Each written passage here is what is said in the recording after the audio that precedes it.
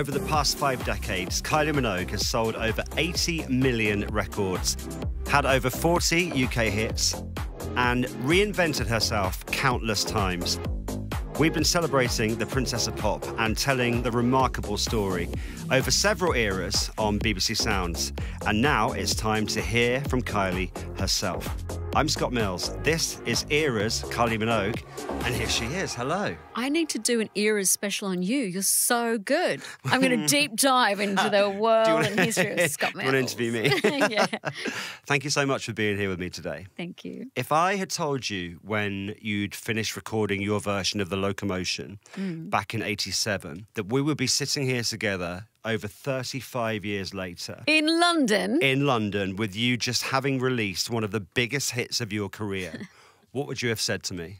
I could not have fathomed ever being, 18, 19, so... And that song was only originally out in Australia, wasn't it? Yes. So I recorded it just as a demo, so I wasn't signed to a label at all. And then when I got my first record deal, the demo vocals were kept and the production was revamped by Mike Duffy.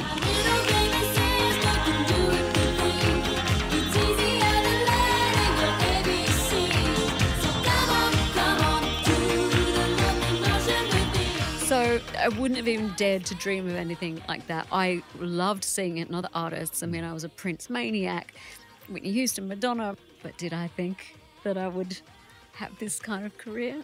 I wouldn't say no. I just don't think it occurred to me that that would be the path that I would take. And you would certainly never think that you are now one of the UK's and the world's best loved pop stars. Yeah. That must be crazy to you. It's crazy. Yeah. It's amazing. It's beautiful. It's daunting. It's all sorts of things. I'm so grateful to still have the opportunity and to be able to actually take this opportunity to look back a bit, because I'm normally so focused on going forward that I don't often stop and kind of take stock. When you think about what's happened this year, is it comparable to the Neighbours and the first Kylie mania that you experienced at the end of the 80s? Maybe, yeah. Perhaps if social media was around then, it would, I mean, I can only imagine the Neighbours hysteria if there was social media. I mean, would have been different anyway, because that was part of the, you know, why people loved and can't forget it, because who could set their VCR to record? Basically nobody. So, you know, you had to be there on time, you had to watch the episode. But yeah, I think the reach of what's happening at the minute, I suppose, could be compared to that, which is just mind-blowing, really. Thinking back on that transition from soap star to pop star, were you confident that it would go as well as it did? I don't know. We had Jason Donovan on my show recently, and he said that when you were on set, for him, it was clear that it was written in the stars for you. Oh, that's really kind. I would have to agree to a point, because I think a lot of it is destiny. Of course, it's hard work and it's choices you make and managing the highs and the lows and, you know, the external world of everything you do and the internal world of how do you cope with it all. And some of it has to be destiny. It just has to be. Yeah. You were back on Ramsay Street last year, a fleeting visit for what was due to be, as we were told, as you were told, the last ever Neighbours. What was it like going back there? It's so weird. Was it the same but different? It was completely the same but completely different. Yeah. Turning into what is actually Pin Oak Court, which is Ramsay Street. It was just nuts. There was a couple of, you know, makeup trailers and you could see the crew. But as I drove into Ramsay Street, circled around the end and parked up by the trailers, I just went, this is so weird. I barely got my license when I first worked at Neighbours. And in my mind, certainly a lot of it was the same. Yeah. Just like Charlene's house is the same, with the same, you know, we got to go up on the balcony and it was bizarre. And the guy who directed the episode, incidentally, it's the same director that shot I Should Be So Lucky. Charlene didn't speak, though. No, she wasn't going to say anything at all. Was that always the plan? I did it for the show and for the love of the show. Now I look back at it and I think, oh, okay. Firstly, as I said, Guy, you really showed us up, because Guy's got so many scenes and a complete storyline. But no, I just thought just to be there would be quite emotional, and it was.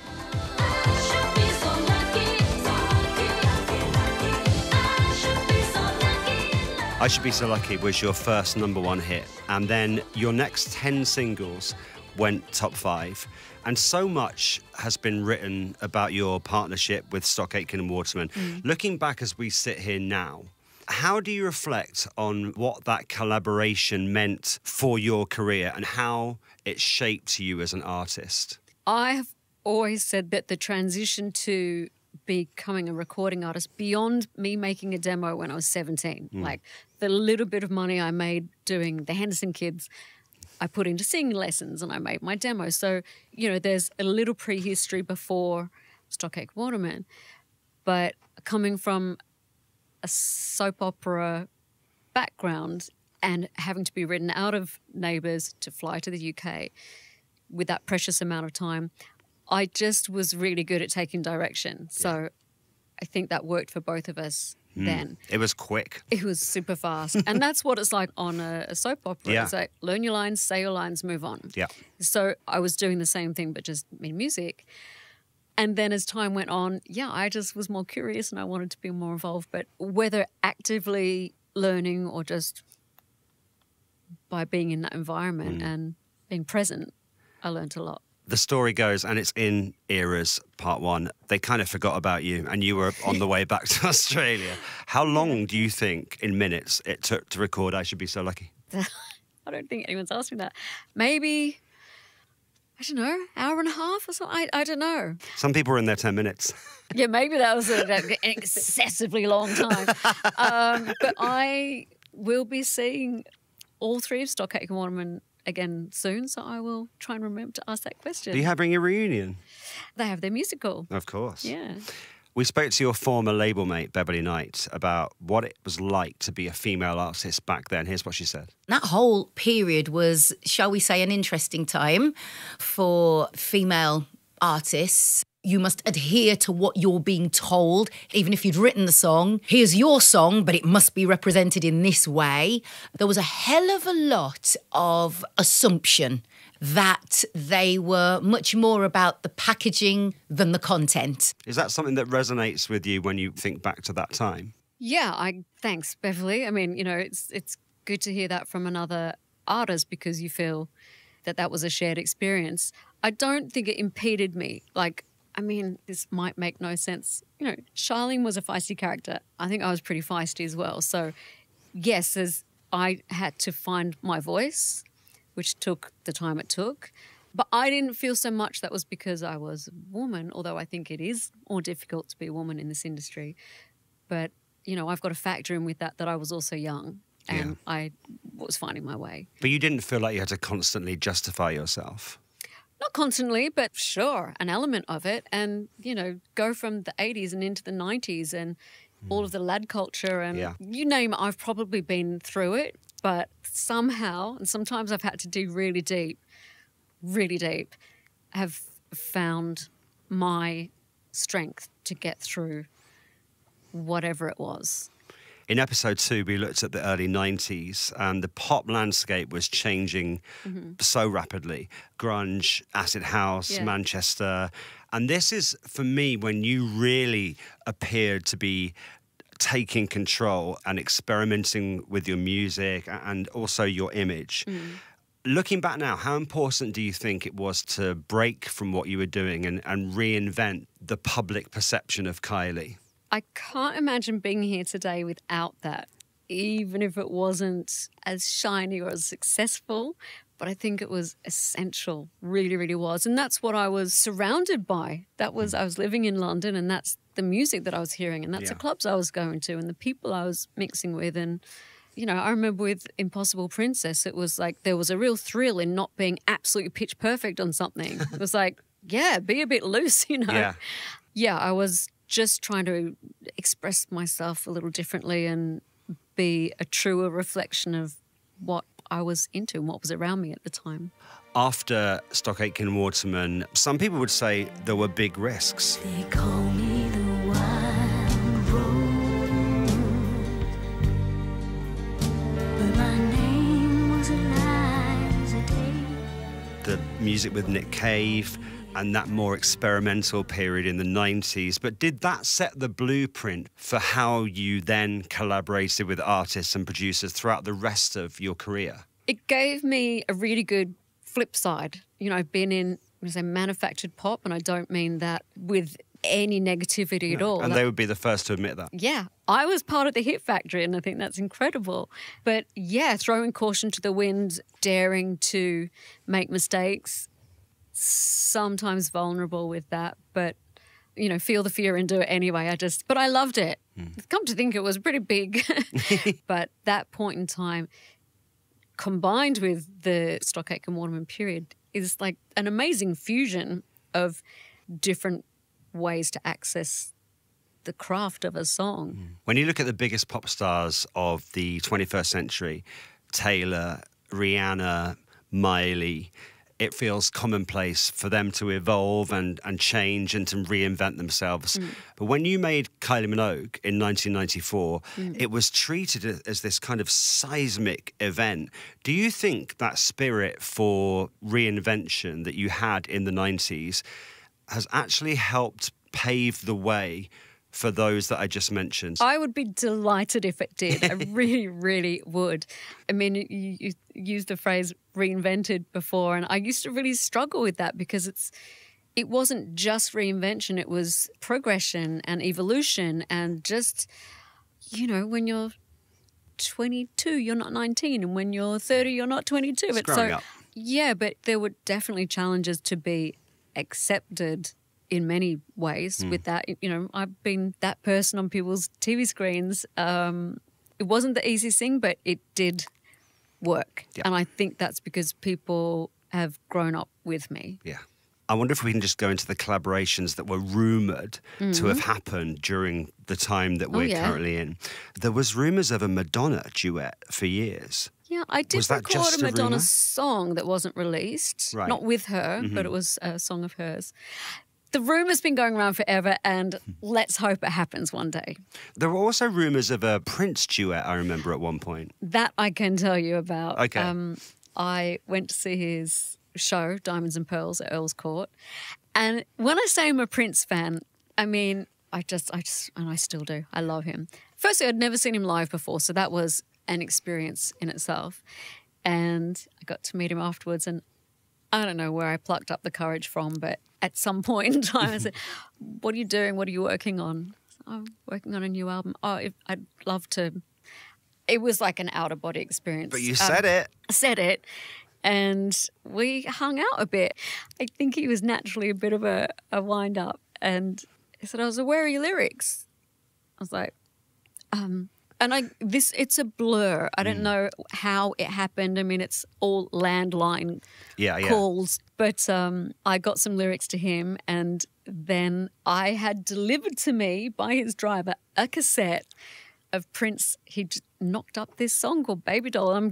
It's me home alone in my apartment in London receiving this cassette. A cassette from with Prince. I mean, it was a moment. And it's typical, those moments. There's no one there to share it with. No. So nothing ever happened to that, but I would love it one day if his estate would grant me permission to do something with it. We are now in the 2000s. You've signed a new record deal and you're back with Spinning Around.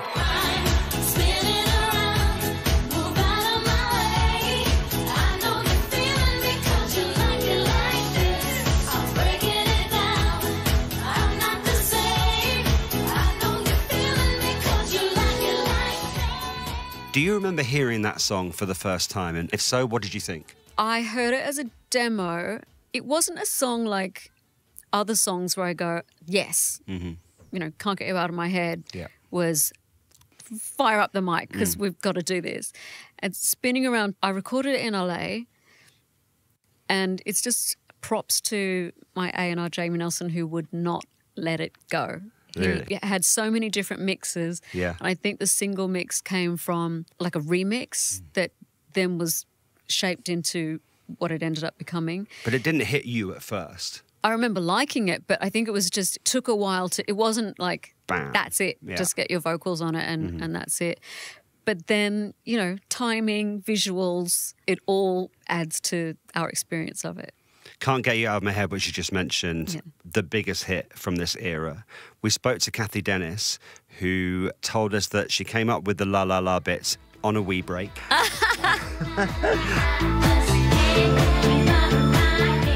She also told us at the time she was surprised it was going to be the lead single from Fever. Oh, well, maybe that's just because she wouldn't have the distance from the song or didn't know what the other songs were, but there was no doubt in my mind, and I don't think anyone at the label's mind. A lot of your collaborators have talked about your inherent understanding of what would make a good track for you, even if it sometimes means taking a bit of a risk. Do you think your creative confidence has evolved over the years? Yes. Yes. I am able to question myself more. I'm able to question others. Talking about the different dimensions of a song and creating a song, recording a song, that's just evolved, and I love it so much. I think I kind of liked it before or even loved it, but now it's like it's turned into a really deep, deep love. Yeah. Like I love it. One of the collabs during this era that really got the tongues wagging was with Robbie. Yes. I spoke to him last year, and it was a similar chat to this. He described you as his crush of all crushes, but he messed it up.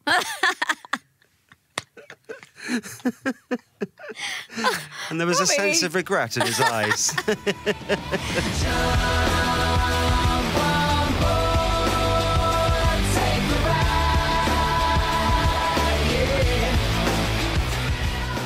Firstly, that's very nice.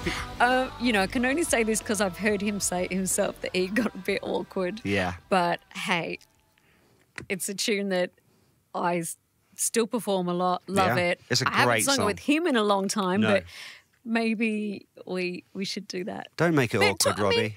but also, if he had a crush on me, everyone was crushing on Robbie. Literally. Apart from you. Come to think of it. No, I had my own crush. Yeah, it was Robbie.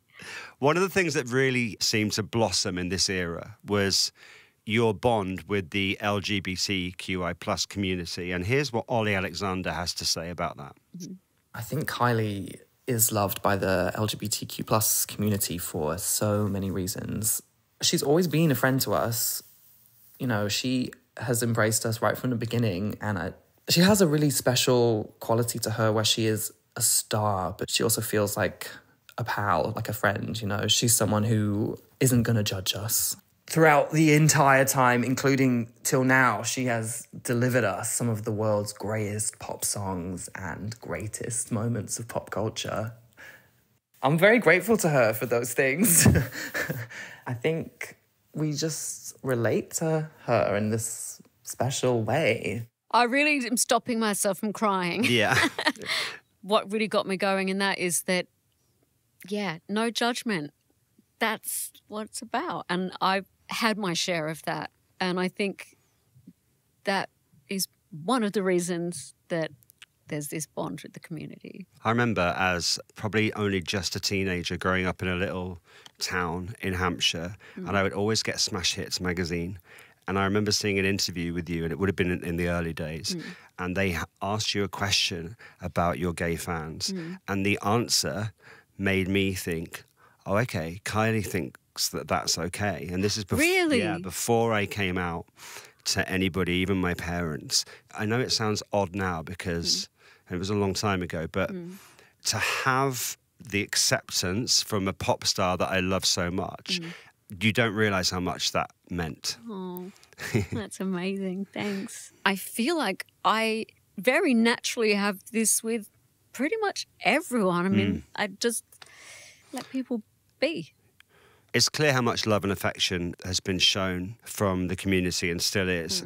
What does it mean to you to be embraced by such a loyal and supportive fan base, pretty much from day one?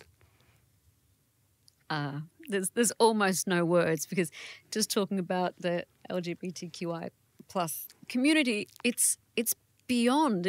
I have always appreciated at my shows where you've got kids, the parents, the grandkids, a row of muscle Marys, some drag queens, you know, some blokes, like just the cross section of people, and that's an absolute wonder to me. And to have people's across decades now, we've all got our road of discovery in this thing we called life, and it's pretty overwhelming. I don't know how to wrap it up, that feeling, but it's incredible, and I hope I keep delivering and people know how much it means to me. You are definitely still delivering.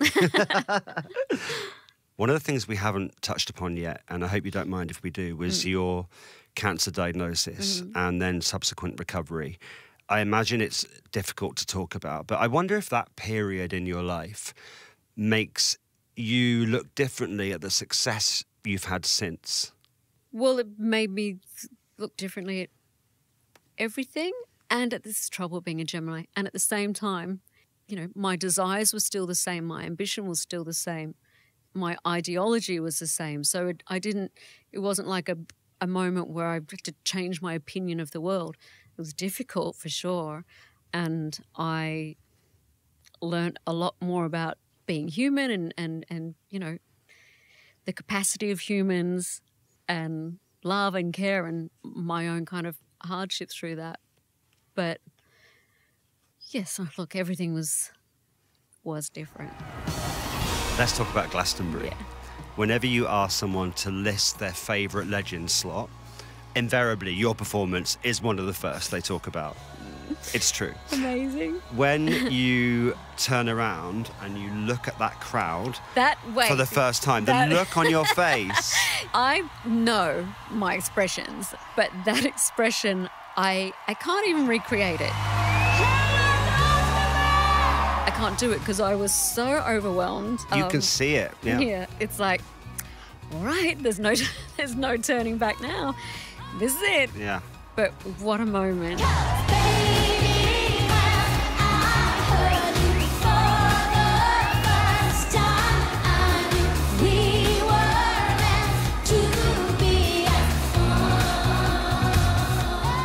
It's near impossible to take in the scope of the crowd.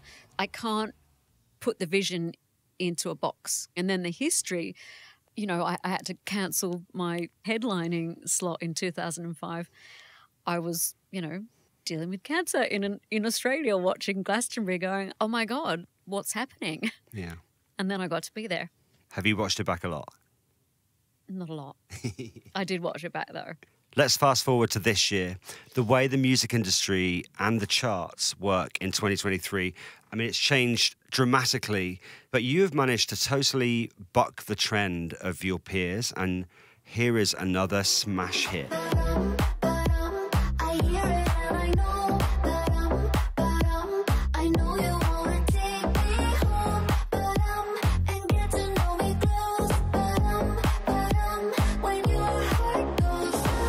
What do you think it is about Padam that got everyone hooked? Well, I was hooked when I first heard it. Again, add in timing, add in imagery, branded red, the video's amazing, and it's arrived at the right time. But I think it sounds like one of the main kind of strains of me, the superhighway of Kylie songs, and that the verse is almost like the you're in. You look like fire. Yeah. People know that. You can't hang around in pop songs anymore, can you? No, you can't. But what it became was crazy. But you knew you were like... Yeah, I knew. And you don't always know. No. So when I heard the demo, you know, there's the link, there's the title, Padam Padam. So I was like, Padam Padam? It just was kind of coming from nowhere, and that would be part of its appeal as well, is that it is onomatopoeic, and we feel like, you know, what is Padam Padam? So it's very exciting for me to, as with all demos that come in, I don't know what I'm going to hear, but I heard it and I was like, yep, I love it. But kind of came out of nowhere though, and everyone was like, whoa. And it is the sound of this summer. For me, there is no other track. It was just so exciting to see it unravel. And that's the difference with these days, like before my eyes. I've never had a kind of viral sensation like that. So it was not something that I thought was my zone. And it turns out it's a really happy place to be. So it's a Tuesday night, you're sat at home in your pajamas or whatever you wear, and are you just scrolling through Padam videos like the rest of us? Yeah, I did. And I was screaming, laughing. I just got so many messages and links from my friends. Have you seen this one? Have you seen this one? Yeah, so again, just marveling at people taking ownership of the song and putting it into their world. Can we talk about Vegas? Yeah. This was big news to us. I have booked my tickets. You have? Yeah. How long were you sitting on that secret? About a year and a half. Oh, wow. So, yeah. In the wider context, spoken about Vegas for A long time. I'd said, a lot of people said this, you're going to go to Vegas one day. And I am going to Vegas, although in a very different form to those massive shows that I did that were, it's ironic, those massive shows that should not be packed up into trucks and should live in one place. Yeah. But I'm going to this, well, it's still being made, a specially designed venue for this type of experience. Can you tell us anything about it? Is it going to be hits from across the eras that we're talking about? Yeah. Yeah. And I think because of the venue, there's going to be scope for, you know, those intimate moments. I don't know. It's people are up for a good time in Vegas. Oh, yeah. Will there be a moment where you'll hear a pin drop? I don't know. Maybe some glasses clinking. But this will be quite different. So it's posing a new set of questions and challenges. But I like a challenge. Exciting. We know that much. Exciting. Finally, looking back at everything you've accomplished, is there one thing that stands out as your proudest achievement? I'm trying to think of the most succinct and poetic way to say this. I would say just maintaining my faith in everyone. And that helps me do what I do. So there's a really terrible answer to the question. What am I most proud of? I'm just, you know, being here and being a good person, I hope. That's what I'd be most proud of. The Radio 2 audience voted Can't Get You Out of My Head as their ultimate Kylie song. What's your favourite Kylie song? Oh, God. I don't know. I honestly don't know. I didn't think I was going to get an answer. It's a question I can't, I mean, if I'm really, you know. If you really if I was had in to. A fix, I would have to choose, I don't know. I don't know. Scott Mills, I don't know. Oh, I thought you were going to say one then. Which one? I thought you were going to say Can't Get You Out of My Head. It's one of them. One of But the it's- hits. Oh, that narrows it down. You asked me what was my favourite. Yeah. I can't choose. Jason Donovan's was Hand on Your Heart. Great way to wrap up the interview, Yeah. Minogue. Jason said Hand on Your Heart. Did he? Yeah. I don't know. It's hard. I mean, I've got new ones you haven't even heard yet. Yeah. So Yeah, that's true. maybe, but I would love them for different reasons. Now I'm trying to justify my non-answer. Kylie, thank you so much. Thank you for putting all of this together. I heard you got 18 out of 20 in the Kylie quiz. How do you know that? Because I've got people.